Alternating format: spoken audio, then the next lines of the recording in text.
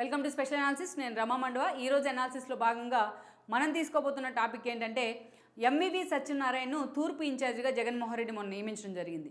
వైజాగ్ ఎంపీగా ఉన్న ఎంవివిను అక్కడి నుంచి తీసుకొచ్చే ప్రయత్నం చేశారు జగన్మోహన్ రెడ్డి. వైజాగ్ ఎంపీ టికెట్ను ఈరోజు బొత్స భార్య అయిన ఝాన్సీకి కేటాయించున్నారు. అభ్యర్థిగా కూడా ఆమెను అనౌన్స్ చేస్తున్నారు. అదే సమయంలో అంతకంటే ముందుగానే ఎంవివిని ఈ రోజున తూర్పు ఇన్ఛార్జిగా ప్రకటించారు. తూర్పు ఇన్ఛార్జిగా ప్రకటించిన దగ్గర నుంచి కూడా ఎంవివి ఆ కాన్స్టిట్యున్సీ మీద చాలా సీరియస్గా ఫోకస్ పెట్టారు.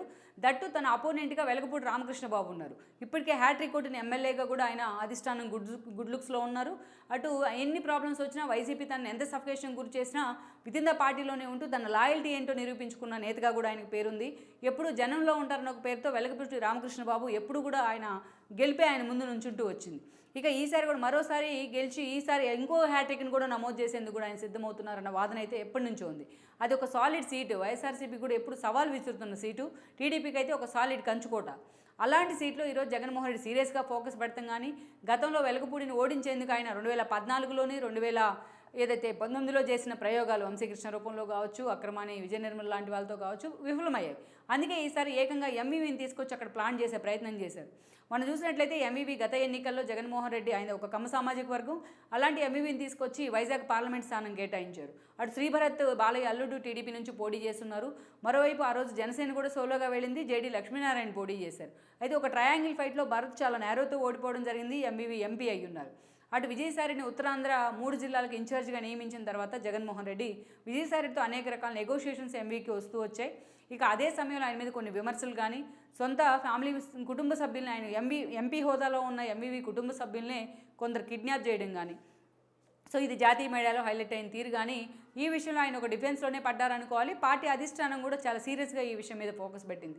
అందుకు అయితే ఇదే సమయంలో ఎంవివి లాంటి ఒక ఆర్థికంగా చాలా స్ట్రాంగ్గా ఉన్న నేతను వదులుకునేందుకు జగన్ సిద్ధంగా లేరు. అందుకే ఆయన తీసుకొచ్చి అదే సామాజిక వర్గానికి చెందిన వెలగపూడి రామకృష్ణబాబు మీద పోటీకి పెడతాం జరిగింది. అయితే ఇక్కడ మరోసారి ఆయనకి షాక్ ఇవ్వబోతున్నారు జగన్మోహన్ రెడ్డి అనే చర్చ జరుగుతోంది. ఎందుకంటే ఇప్పటికే వంశీకృష్ణ యాదవ్ వైజాగ్ ఎంపీ టికెట్ విషయంలో కావచ్చు, తూర్పు టికెట్ విషయంలో కావచ్చు తను చాలా అసంతృప్తితో ఉన్నారు జగన్మోహన్ రెడ్డి మీద.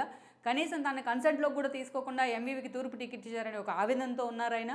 ఈ క్రమంలోనే ఆయన తనకి ఎమ్మెల్సీ పదవి ఇచ్చినప్పటికీ కూడా ఆ పదవిని కూడా పక్కన పెట్టి ఈరోజు ఆయన జనసేన జెండా కప్పుకునే ప్రయత్నం చేశారు. ఎలాగైనా సరే ఎంవివిని ఓడించి తీరుతానంటూ కూడా ఆయన శపథం చేస్తూ వస్తున్నారు ఒకవైపు. అలాంటి సిచ్యువేషన్ ఈరోజు తూర్పు కాన్స్టిట్యున్సీలో ఓసీ సామాజిక వర్గంతో పాటు యాదవ్ కమ్యూనిటీ ఓట్లు కూడా ఎక్కువగానే ఉన్నాయి, బీసీ సామాజిక వర్గ ఓట్లు. మరోవైపు జనసేన టీడీపీ పొత్తుల్లో ఆ సీటు ఈజీగా టీడీపీ ఖాతాలో పడే అవకాశాలు అయితే కనిపిస్తూ ఉన్నాయి. దట్టు వెలగపూడి రామకృష్ణబాబుకున్న ఒక సోలో ఇమేజ్ మరొక ఎత్తు అనుకోవాలి. ఇలాంటి సిచ్యువేషన్లో ఎంవివిని అక్కడ కంటిన్యూ చేసినట్లయితే అది తమకు సెట్ బ్యాక్ అవుతుందని జగన్మోహన్ రెడ్డి లెక్కలు కడుతున్నారు.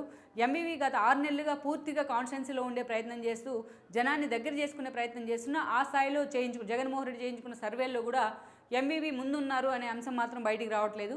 సో అందుకనే జగన్మోహన్ రెడ్డి ఈరోజు వేరే ఆలోచన చేస్తున్నారు అంటున్నారు. విఎంఆర్డీఏ చైర్పర్సన్గా ఉన్న అక్రమాని విజయ నిర్మలకు ఆ సీట్ ఇచ్చే అవకాశం ఉందని అంటున్నారు. ఎందుకంటే వెలగపూడి రామకృష్ణబాబు మీద ఒక మహిళా అభ్యర్థిని నిలబెట్టినట్లయితే అది పార్టీకి వర్కౌట్ అవుతుంది, మహిళా సెంటిమెంట్ వర్కౌట్ అవుతుందని కూడా జగన్మోహన్ రెడ్డి లెక్కలు కడుతూ ఉన్నారు.